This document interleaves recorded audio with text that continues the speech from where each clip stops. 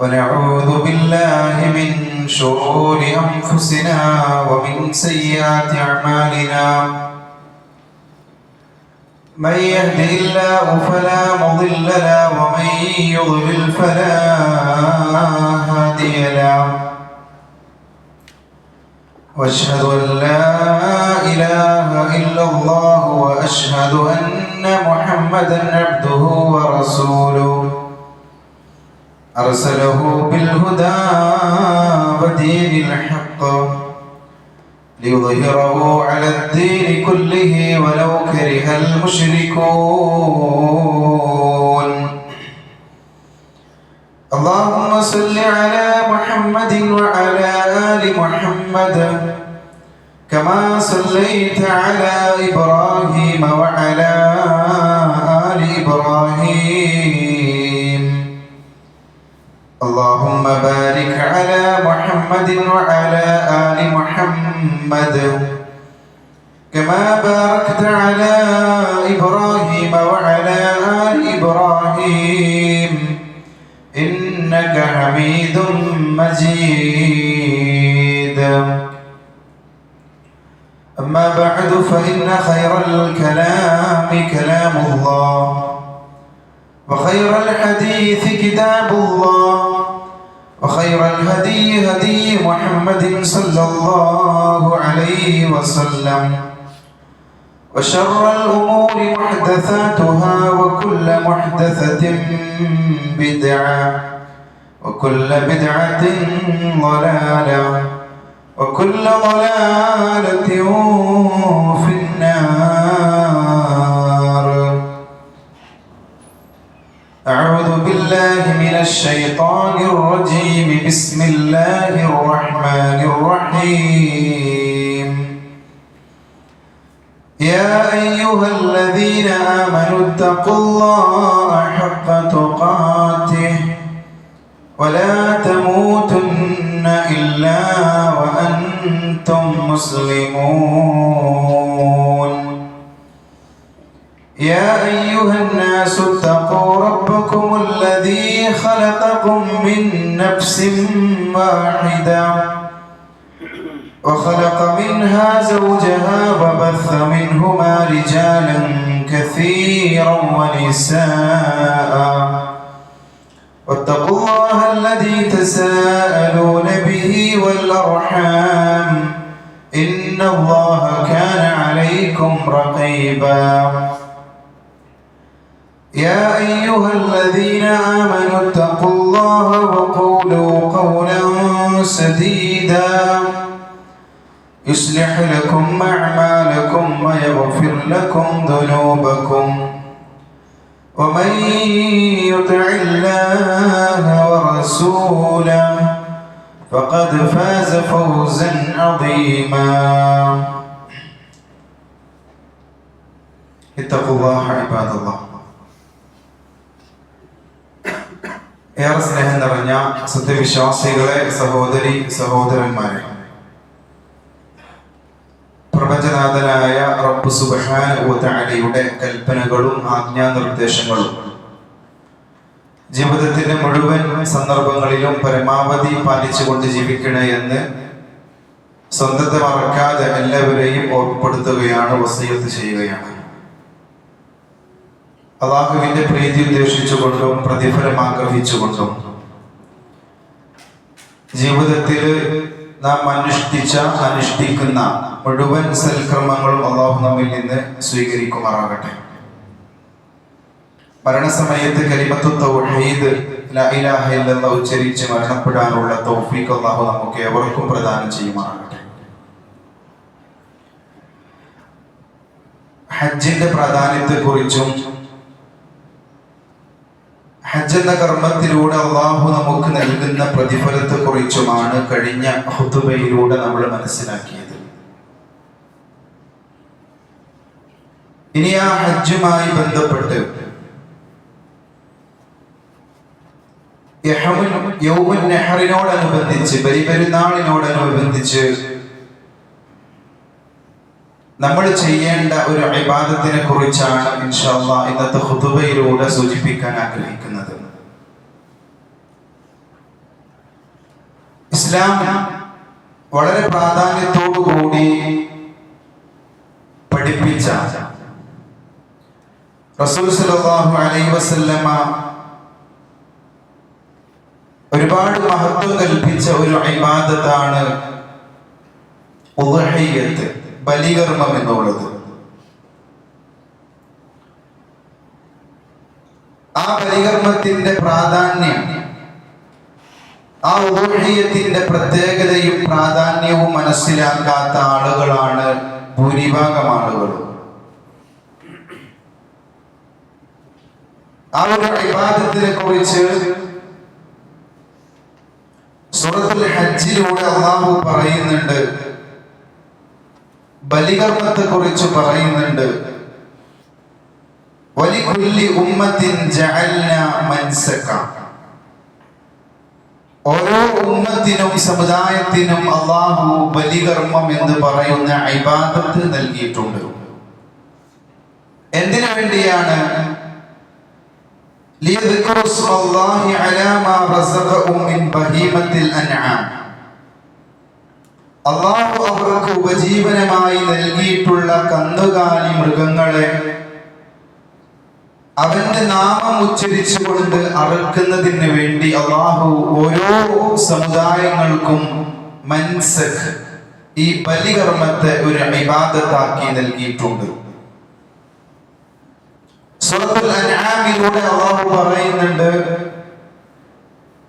ഖുൽ ഇന്ന സ്വലാത്തി വനുസുകി വമഹ്യായ വമമാതി ലില്ലാഹി റബ്ബിൽ ആലമീൻ. നമുക്കറിയാവുന്ന ഒരു ആയത്താണ്. എന്റെ നമസ്കാരവും, വനുസുകി എന്റെ ബലികർമ്മം, വമഹ്യായ എന്റെ ജീവിതം, വമമാതി എന്റെ മരണം, എല്ലാം ലില്ലാഹി റബ്ബിൽ ആലമീൻ, എന്റെ റബ്ബിന് വേണ്ടിയിട്ടുള്ളതാണ്. അവിടെയും ബലികർമ്മത്തെ കുറിച്ച് അല്ലാഹു നമുക്ക് വിശദീകരിച്ചു തരുന്നുണ്ട്. അതുപോലെ തന്നെ സൂറത്തുൽ കൗസറിലൂടെ റസൂലിനോട് അല്ലാഹു പറയുന്നുണ്ട്, ഇന്നാ അഅ്തൈനാക്കൽ കൗസർ, റസൂൽ താങ്കൾക്ക് ഒരുപാട് ഒരുപാട് നേട്ടങ്ങൾ നൽകിയിട്ടുണ്ട്, ഒരുപാട് ഒരുപാട് അനുഗ്രഹം നൽകിയിട്ടുണ്ട്. അതുകൊണ്ട് ഫസല്ലി ലിറബ്ബിക വൻഹർ, നിന്റെ രക്ഷിതാവിന് വേണ്ടി നീ നമസ്കാരം നിലനിർത്തുന്നവനാകണം. അതുപോലെ തന്നെ വൻഹർ, നീ ബലികർമ്മം അർപ്പിക്കണം. അപ്പൊ ഈ ആയാത്തുകളിലൂടെയെല്ലാം വിശുദ്ധ ഖുർആനിലൂടെ അല്ലാഹു ഈ ബലികർമ്മത്തിന്റെ പ്രാധാന്യത്തെയാണ് വിളിച്ചോതുന്നത്, നമുക്ക് പഠിപ്പിച്ചു തരുന്നത്. എന്നാൽ സഹോദരങ്ങൾ, ഈ വിഷയവുമായി ബന്ധപ്പെട്ട് നാം മനസ്സിലാക്കേണ്ടത്, ഇസ്ലാമിൽ പല വിധത്തിലുള്ള ബലികളുണ്ട്. അതിലൊന്ന് ആദത്തായ ബലികർമ്മം, സാധാരണയായി നമ്മൾ ചെയ്യാറുള്ള ഭക്ഷണത്തിനും അതിഥികളെ സൽക്കരിക്കാനും കല്യാണങ്ങൾക്കൊക്കെ നമ്മൾ ഗുരുവിനെ അറുക്കാറുണ്ട്. അത് ആദത്തായ ബലികർമ്മമാണ്, സാധാരണ നമ്മൾ നടത്തുന്ന ഒരു ബലികർമ്മം. അത് ഇബാദത്തായി പഠിപ്പിച്ചിട്ടില്ലെങ്കിലും അതിനുള്ള പ്രതിഫലം നമുക്ക് ലഭിക്കും. പിന്നെ രണ്ടാമത്തേത് ഇബാദത്തായ അറവുകൾ, ആരാധനയുടെ വശത്തിൽപ്പെടുന്ന അറവുകളെ സംബന്ധിച്ച് ഇസ്ലാം നിഷ്കർഷിക്കുന്നുണ്ട്. അതിലൊന്ന് അഖീഖയാണ്. ഹബീബായ റസൂൽ സല്ലല്ലാഹു അലൈഹി വസല്ലമ പറഞ്ഞു, മൻ വലിദ ലഹു വലദുൻ ഫഅഹബ്ബ അൻ യൻസുക അൻഹു ഫൽയൻസുഖ്, ആർക്കെങ്കിലും ഒരു കുട്ടി ഉണ്ടായി, അവൻ ബലിയറുക്കാൻ ഉദ്ദേശിച്ചു, അഖീഖ അറുക്കാൻ ഉദ്ദേശിച്ചു, ഫൽയൻസുഖ്, അവൻ അഖീഖ അറുക്കട്ടെ. അത് ആൺകുട്ടിയാണെങ്കിൽ രണ്ടാടിനെയും പെൺകുട്ടിയാണെങ്കിൽ ഒരാടിനെയും എന്ന് പ്രവാചകൻ നമുക്ക് സുന്നത്താക്കി പഠിപ്പിച്ചു തന്നു. ഇസ്ലാമിലെ ബലികർമ്മം അതല്ലെങ്കിൽ ഇബാദത്തുകളിൽ വരുന്ന ഒരു ബലികർമ്മമാണ് അഖീഖ എന്നുള്ളത്. രണ്ടാമത്തേത് നേർച്ചയാണ്. അല്ലാഹുവിന്റെ പേരിൽ എന്തെങ്കിലും കാര്യങ്ങളൊക്കെ നേർച്ചയായി ബലികർമ്മം നടത്താറുണ്ട്. ഒരാൾ പറയാണ്, എനിക്ക് നല്ല ജോലി കിട്ടിയാൽ, അതുപോലെ തന്നെ എൻ്റെ ജീവിതത്തിൽ എൻ്റെ അസുഖം മാറി കിട്ടിയാൽ, എന്തെങ്കിലും കാര്യങ്ങൾക്ക് നേട്ടമുണ്ടായാൽ, ഒരു ഒലിവിനകത്ത് ഞാൻ സാധുക്കളായ ആളുകൾക്ക് വിതരണം ചെയ്യും. അല്ലാഹുവിന്റെ നാമം ഉച്ചരിച്ചുകൊണ്ട് അല്ലാഹുവിൽ നേർച്ചയാക്കുന്ന ഇബാദത്തുകളുണ്ട്. അതുപോലെ തന്നെ ഇബാദത്തിന്റെ വശത്തിൽപ്പെടുന്ന മറ്റൊരു ബലികർമ്മമാണ് ഉദ്ഹിയ്യത്ത് എന്നുള്ളത്. ഹജ്ജിനെ പോലെ വർഷത്തിൽ മാത്രം കടന്നു വരുന്ന ഒരുപാട് പ്രാധാന്യം റസൂൽ സല്ലല്ലാഹു അലൈഹി വസല്ലമ കൽപ്പിച്ച ഹുദയ്യത്ത് എന്ന ബലികർമ്മം, അതായത് ഹജ്ജിനൊക്കെ പോകുന്ന ആളുകൾ ഹദി എന്ന് പറയുന്ന കർമ്മം ഇൻഷാ അല്ലാഹ് നമുക്ക് നിർവഹിക്കാനുണ്ട്. ഇത് മുൻകൂട്ടി പറയാനുള്ള കാരണം അതിൽ നമുക്ക് ഷെയർ ചേരാനും അതിന് മുന്നൊരുക്കം തയ്യാറെടുപ്പിനൊക്കെ വേണ്ടിയിട്ടുള്ള സമയമായിട്ടുണ്ട്. അതിന്റെ പ്രാധാന്യം നാം ഉൾക്കൊള്ളേണ്ടതുണ്ട് എന്ന കാരണം കൊണ്ടാണ് ഈ വിഷയം കുറച്ച് മുന്നേ തന്നെ പറയാനുള്ള കാരണം. ഈ ഒരു കർമ്മം നമ്മിലേക്ക് വന്നത് എങ്ങനെയാ? ഇബ്രാഹിം നബി അലൈഹി സ്വലാത്തു വസ്സലാമിന്റെ ജീവിതത്തെ കുറിച്ച്, ചരിത്രത്തെ കുറിച്ച്, ആ പ്രവാചകന്റെ ആദർശത്തെ കുറിച്ചൊക്കെ ഇൻഷാ അല്ലാഹ് വരുന്ന ഖുതുബകളിൽ നമ്മൾ വിശദീകരിക്കുന്നുണ്ട്. നമുക്കറിയാം, മഹാനായ ഇബ്രാഹിം നബി അലൈഹി സ്വലാത്തു വസ്സലാം ജീവിതത്തിൽ ഒരുപാട് പ്രതിസന്ധികളും പ്രയാസങ്ങളും ഏറ്റുവാങ്ങിയ പ്രവാചകനാണ്. തൗഹീദ് പ്രചരണം നടത്തിയതിന്റെ പേരിൽ, ലാ ഇലാഹ ഇല്ലല്ലാഹ് എന്ന മഹിതമായ ആദർശം തൗഹീദ് വിളംബരം ചെയ്തതിന്റെ പേരിൽ ത്യാഗങ്ങളും പ്രതിസന്ധികളും ഏറ്റുവാങ്ങിയ പ്രവാചകനാണ് ഇബ്രാഹിം നബി അലൈഹിസ്സലാം. അതുപോലെ തന്നെ ആ പ്രവാചകന്റെ ജീവിതത്തിൽ മറ്റൊരു പരീക്ഷണമായിരുന്നു അദ്ദേഹത്തിന് അല്ലാഹു മക്കളെ നൽകിയില്ല. അല്ലാഹുവിൽ പ്രതീക്ഷ കൈവിടാതെ റബ്ബി ഹബ്ലി മിനസ് സാലിഹീൻ, അല്ലാഹുവേ എനിക്ക് സദ്വൃത്തരായിട്ടുള്ള സാലിഹീങ്ങളായിട്ടുള്ള മക്കളെ നൽകണേ. ഏകദേശം 90 വയസ്സിന് മുകളിൽ അല്ലാഹു മക്കളെ നൽകുകയാണ്. ഒരുപാട് പ്രാർത്ഥിച്ചു അല്ലേ? അങ്ങനെ കുട്ടിയെ കൊടുത്തതിന് ശേഷം പരീക്ഷണങ്ങൾ ഉണ്ടായിട്ടുണ്ട്. അതിലൊരു പരീക്ഷണം ഖുർആൻ പറയുന്നുണ്ട്, ആ കുട്ടി ഓടി നടക്കുന്ന പ്രായമായപ്പോൾ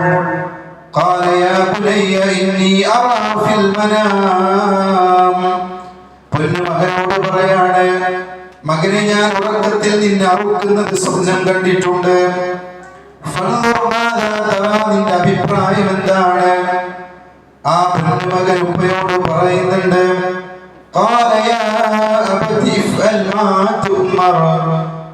താങ്കളുടെ രക്ഷിതാവ് താങ്കളോട് എപ്രകാരമാണോ കൽപ്പിച്ചത് അപ്രകാരം താങ്കൾ അത് നിർവഹിക്കണം. അങ്ങനെ അല്ലാഹുവിന്റെ കൽപ്പനയ്ക്ക് വിധേയമായി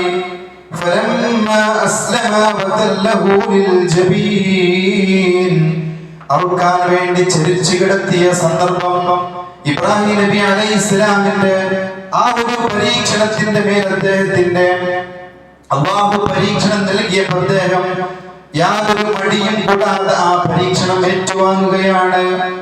അലസത കാണിച്ചില്ല, അതിൽ നിന്ന് മാറി നിന്നില്ല, അതിൽ നിന്ന് വിട്ടു നിൽക്കാതെ അല്ലാഹുവിന്റെ കൽപ്പന അംഗീകരിക്കുകയാണ്. ആ പൊന്നുമകൻ അറുക്കാൻ വേണ്ടി ചരിച്ചു കിടത്തിയപ്പോൾ അല്ലാഹു സുബ്ഹാനഹു വ തആല വിളിച്ചു പറയുന്നു, വനാദൈനാഹു യാ ഇബ്രാഹിം ഖദ് സദ്ദഖത റുയ, താങ്കളുടെ സ്വപ്നത്തെ യാഥാർത്ഥ്യവൽക്കരിച്ചിട്ടുണ്ട്. ഇന്ന ഹാദാ ലഹുൽ ബലാഉൽ മുബീൻ, ഇത് വ്യക്തമായ ഒരു പരീക്ഷണമായിരുന്നു. ആ പരീക്ഷണത്തിൽ താങ്കൾ വിജയിച്ചിട്ടുണ്ട്. വഫദൈനാഹു ബിദ്ബിഹിൻ അദീം, അതിന് പകരമായി അല്ലാഹു മറ്റൊരു പരിപഗ്രത്ത് നൽകി. ആ ഒരു ചരിത്രത്തിലൂടെയാണ് ആ ഒരു കർമ്മം നമുക്ക് പ്രഖ്യാപിക്കപ്പെടുന്നത്, നൽകപ്പെടുന്നത്. ഇൻഷാ അല്ലാഹ് ഇബ്രാഹിം നബി അലൈഹി ഇസ്ലാമിന്റെ ജീവിതത്തെ കുറിച്ചും അദ്ദേഹം സഹിച്ച ത്യാഗങ്ങളെ കുറിച്ചൊക്കെ നമ്മൾ പറയുന്നുണ്ട്. ഈ ഒരു ഉദ്ഹിയ്യത്ത് എന്ന് പറയുന്ന ബലികർമ്മം സഹോദരങ്ങളെ നമുക്ക് നിർവഹിക്കാനുണ്ടാകുമ്പോൾ അതിന്റെ പ്രാധാന്യം നമ്മൾ ഉൾക്കൊള്ളേണ്ടതുണ്ട്. നമുക്ക് ഇന്ന് പല ആളുകളും, പണക്കാരായിട്ടുള്ള പല ആളുകളും അതിന്റെ പ്രാധാന്യം നൽകാറില്ല. കഴിഞ്ഞ ഖുതുബയിൽ നമ്മൾ പറഞ്ഞു, അല്ലാഹുവിന്റെ മാർഗത്തിൽ പണം ചെലവഴിക്കുന്ന വിഷയം, അത് സകാത്ത് ആകട്ടെ അതല്ലെങ്കിൽ ഹജ്ജ് ആകട്ടെ, അതിലൊന്നും ആളുകൾക്ക് താല്പര്യം ഉണ്ടാവില്ല. ഇന്നൊരു മൊബൈൽ ഫോണിന്റെ വില എത്രയാ? 20ഉം 25ഉം 50ഉം 1 ലക്ഷത്തിന് മുകളിലൊക്കെ ഒരു മൊബൈൽ ഫോണിന് വില വരുന്നുണ്ട്. ഒരുപാട് ആവശ്യങ്ങൾക്ക് പണം ചെലവഴിക്കുന്നുണ്ട്. ഈ വക കാര്യങ്ങളിലൊന്നും നാം പണത്തിന് അതിർവരമ്പ് നിശ്ചയിക്കാറില്ല. എന്നാൽ അല്ലാഹു വളരെ മഹത്വത്തോടു കൂടി നമ്മെ പഠിപ്പിച്ച ഉദ്ഹിയ്യത്ത് എന്ന മഹത്തായ പ്രതിഫലം കിട്ടുന്ന കർമ്മത്തിൽ പങ്കാളികളാകാൻ പലരും മനസ്സുകൊണ്ട് പോലും തയ്യാറാകുകയില്ല. കേവലം ഒരു 8000 രൂപ അതല്ലെങ്കിൽ 10,000 രൂപ വരെ മുടക്കിയാൽ ഒരു ചെറിയ രൂപത്തിലുള്ള ഷെയറെങ്കിലും നമുക്ക് കൂടാൻ പറ്റും. എത്ര ആളുകളെടുത്ത് പണം എടുക്കാനുണ്ട്? ഒരു 10,000 രൂപ എടുക്കാനില്ലേ? വർഷത്തിൽ ആ ഉദ്ഹിയ്യത്ത് എന്ന കർമ്മം കടന്നു വരുമ്പോ മറ്റുള്ള ആവശ്യങ്ങൾക്ക് വേണ്ടി എത്ര പണം ചെലവഴിക്കുമ്പോഴും വിഷയം വരില്ല. പക്ഷെ ഇത്തരം കാര്യങ്ങൾക്കൊക്കെ ആളുകൾക്ക് മടിയാണ്. അത്തരം ആളുകളെ കുറിച്ച് അല്ലാഹുവിന്റെ ഹബീബ് സല്ലല്ലാഹു അലൈഹി വസല്ലം പറയുന്നുണ്ട്, മൻ വജദ സഅതൻ വലം യുഹി ഫലാ യഖറബന്ന മുസല്ലാനാ. മൻ വജദ സഅതൻ, ഒരാൾക്ക് പണമുണ്ട്, ഉദ്ഹിയ്യത്ത് എന്ന ബലികർമ്മം നിർവഹിക്കാനുള്ള പണം പക്കലുണ്ട്, വലം യുഹി, അവൻ ബലികർമ്മത്തിൽ ഏർപ്പെട്ടില്ല, ഷെയർ കൂടിയിട്ടില്ല, അതിൽ പങ്കെടുത്തിട്ടില്ല, ഫലാ യഖറബന്ന മുസല്ലാനാ. യൗമുൻ നഹറിന്റെ ദിവസം, ബലിപെരുന്നാളിന്റെ ദിവസം നമ്മുടെ നമസ്കാരപ്പായയിലേക്ക്, പെരുന്നാൾ നമസ്കാരത്തിലേക്ക് അവൻ വരേണ്ടതില്ല. എത്ര ഗൗരവം നോക്കൂ നിങ്ങൾ. എന്നാ ഓരോ ബലിപെരുന്നാളിന്റെ നമസ്കാരത്തിലും ഇതിനൊക്കെ പണം ഉണ്ടായിട്ട് അതിൽ കൂടാതെ എത്ര ആളുകൾ നമസ്കരിക്കാൻ വരുന്നുണ്ട്. മൻ വജദ സഅതൻ, ആരോഗ്യപരമായിട്ട് സാമ്പത്തികപരമായിട്ട് അവന് കഴിവുണ്ട്, അവൻ ബലികർമ്മം നിർവഹിച്ചില്ല, ഫലാ യഖറബന്ന മുസല്ലാനാ, നമ്മുടെ മുസല്ലയിലേക്ക് അവൻ വരേണ്ടതില്ല. അത്ര കണിശവും ശക്തവുമായി അല്ലാഹുവിന്റെ പ്രവാചകൻ പറഞ്ഞിട്ടുണ്ടെങ്കിൽ ആ ഉദ്ഹിയ്യത്ത് എന്ന കർമ്മത്തിന്റെ പ്രാധാന്യം മനസ്സിലാക്കണം. അതിന് ഷെയർ കൊടുക്കേണ്ട സമയമായിട്ടുണ്ട്. അതുകൊണ്ടാണ് ഇതിന്റെ പ്രാധാന്യം പറയുന്നത്. അതുപോലെ തന്നെ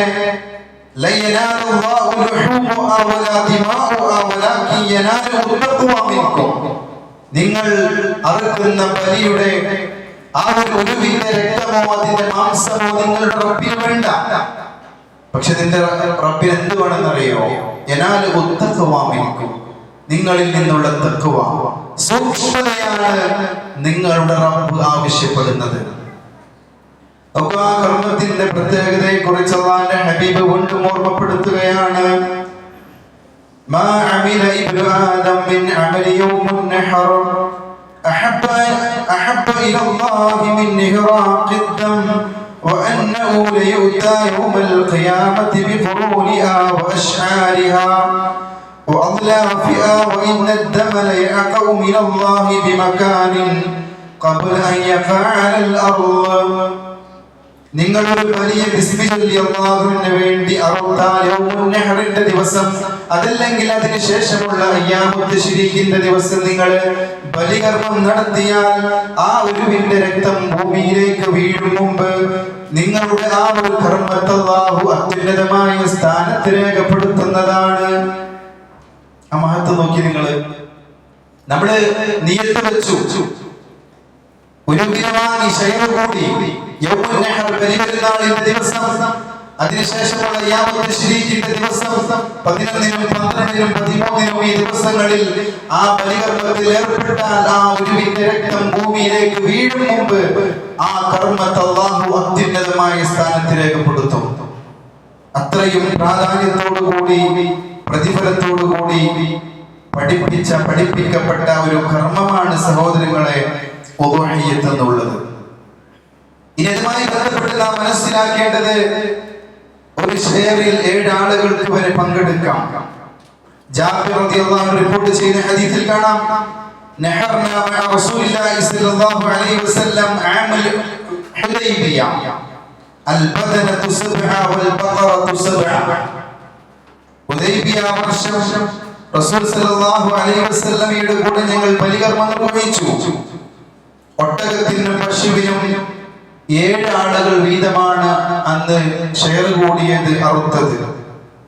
7 കുറെ പക്ഷെ കൂടാൻ പാടില്ല.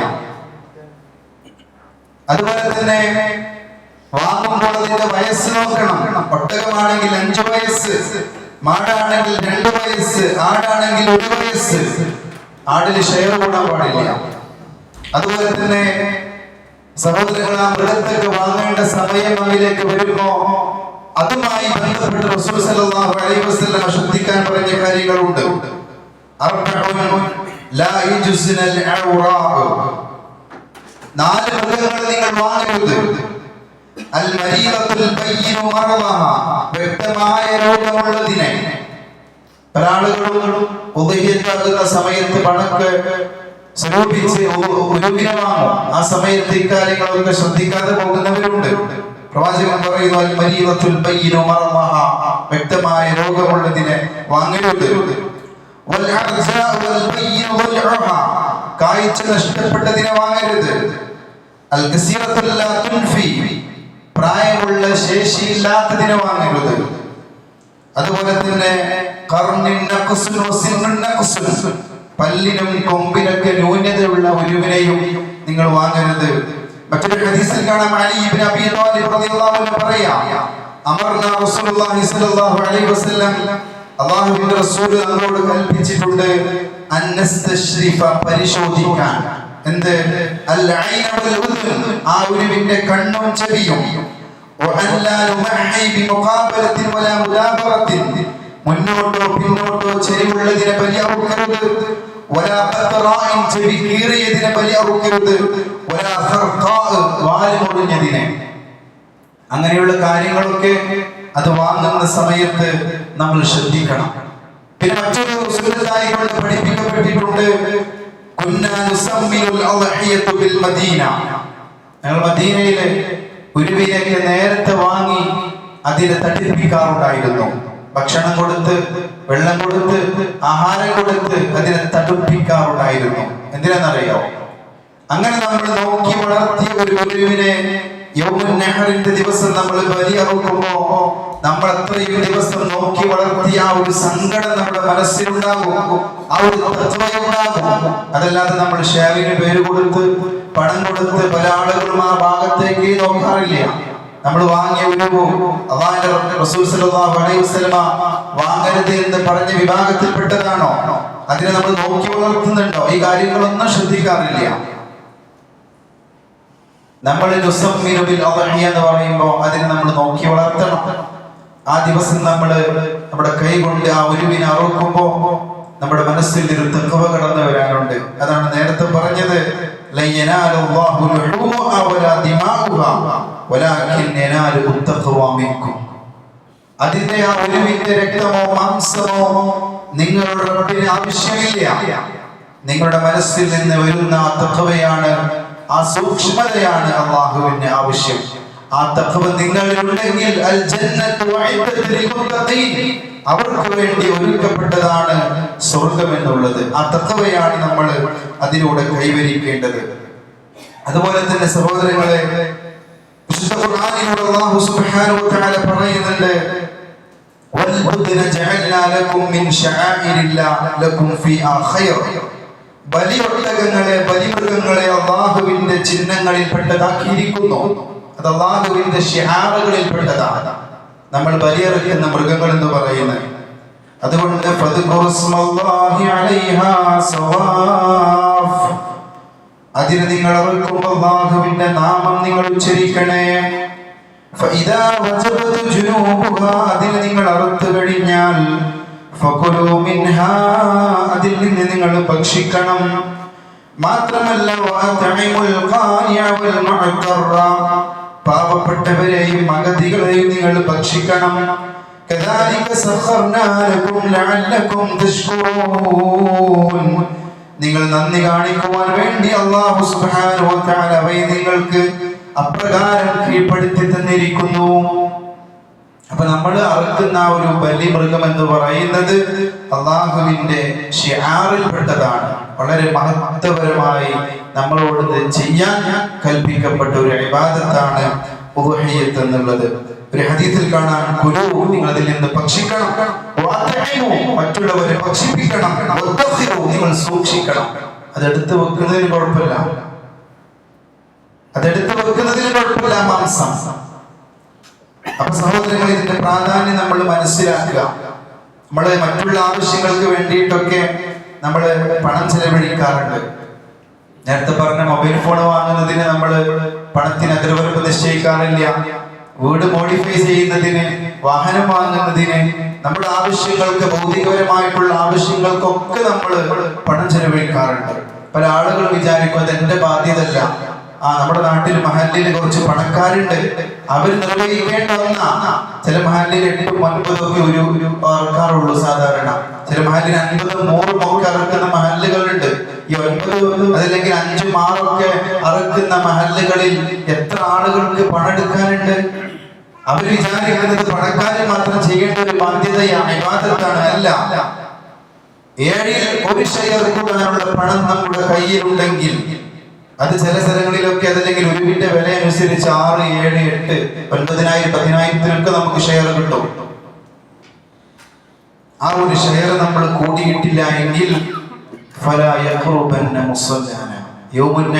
ദിവസം അവൻ നമസ്കാര സ്ഥലത്തേക്ക് വരേണ്ടതില്ല എന്ന് അല്ലാഹുവിന്റെ ഹബീബ് സല്ലല്ലാഹു അലൈഹി വസല്ലമ പ്രാധാന്യത്തോടുകൂടി പഠിപ്പിച്ചിട്ടുണ്ടെങ്കിൽ അതിന്റെ മഹത്വം നമ്മൾ മനസ്സിലാക്കി അതിന് നമ്മൾ ഷെയർ കൂടുക അതിനുള്ള സമയമായിട്ടുണ്ട് എന്നതുകൊണ്ടാണ് അത് ഓർമ്മിപ്പിച്ചത്. അതുമായി ബന്ധപ്പെട്ട് നമ്മൾ മനസ്സിലാക്കേണ്ടത്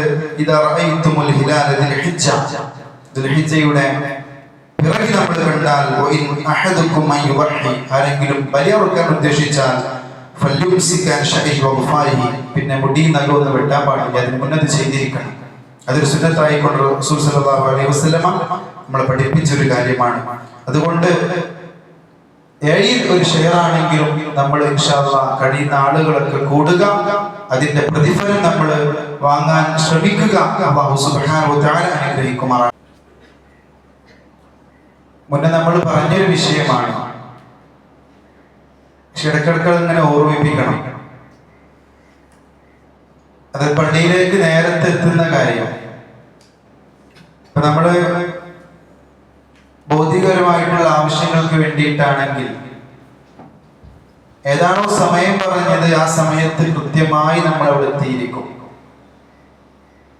9 മണിക്ക് 10 മണിക്കാണ് ഇന്റർവ്യൂ എന്നുള്ളതെങ്കിൽ നമ്മൾ 1 മണിക്കൂർ മുന്നേ അവിടെ എത്തിയിരിക്കും. അതല്ലെങ്കിൽ ഇന്ന സമയത്ത് ഇന്ന ഡേറ്റിൽ ഒരു ഓഫർ തീരാൻ പോവുകയാണെന്ന് പറഞ്ഞു കഴിഞ്ഞാൽ അതിന് മുന്നേ നമ്മൾ എത്തിയിട്ട് ആ ഓഫർ നമ്മൾ കൈപ്പറ്റും. പക്ഷെ ബാങ്ക് കൊടുക്കുന്നതിന് മുമ്പ്, അത് പല പള്ളികളിലും എപ്പോഴും പറയുന്ന വിഷയമാണ്. എത്ര പറഞ്ഞു കഴിഞ്ഞാലും നമ്മൾ 1-2 ആഴ്ച ശരിയാവും, പിന്നെ പഴയ രൂപത്തിലേക്ക് മാറും. അല്ലാഹു സുബ്ഹാനഹു വ തആല പറയുന്നുണ്ട്, യാ അയ്യുഹല്ലദീന ആമനൂ, അല്ലയോ വിശ്വാസികളെ, ഇദാ നൂദിയ ലിസ്സലാത്തി മിൻ യൗമിൽ ജുമുഅ, വെള്ളിയാഴ്ച ദിവസം നമസ്കാരത്തിലേക്ക് വിളിച്ചാൽ ഫസ്അഉ ഇലാ ദിക്രില്ലാഹ്, അല്ലാഹുവിന്റെ ദിക്റിലേക്ക്, ഉത്ബോധനത്തിലേക്ക് നിങ്ങൾ ഓടി വരണം. ഫസ്അഉ, ധൃതി കാണിക്കണം എന്നാണ് പറഞ്ഞത്.